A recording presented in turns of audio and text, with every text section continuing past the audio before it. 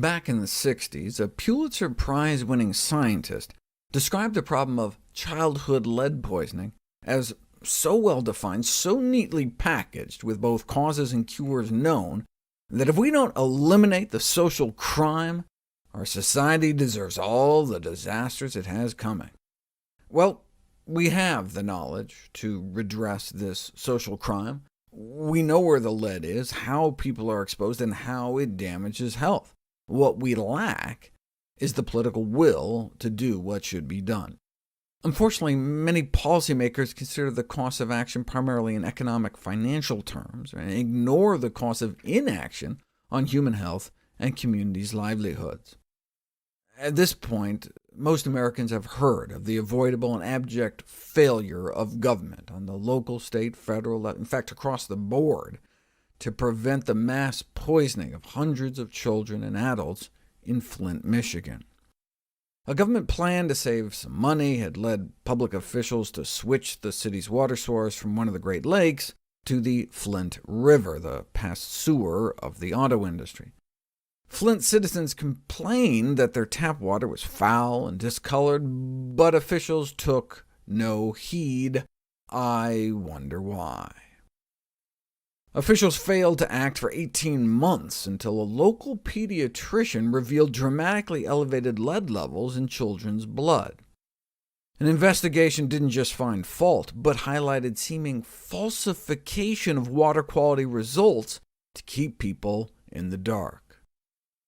Though the specific breed of alleged government corruption may be unique to Flint, the end result might not be so rare in the USA, home to an aging water system.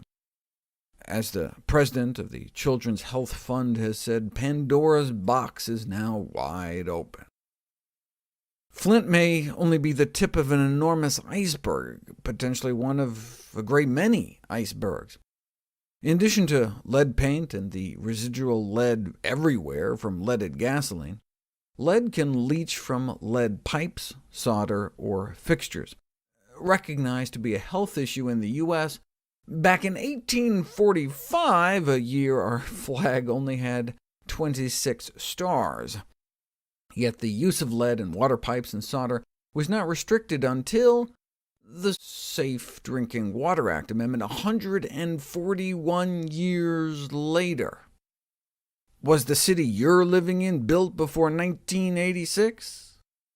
Today, the exact number of lead water pipes currently in use is not clear. About 1 in 3 cities surveyed shrugged their shoulders. There are anti-corrosion chemicals you can add to tap water to try to keep the lead in the pipes.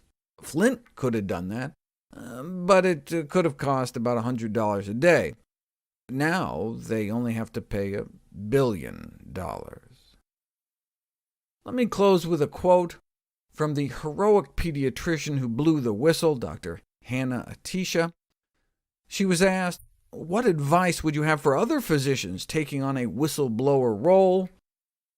She replied, "This is our job. This is why we went to medical school, to help people."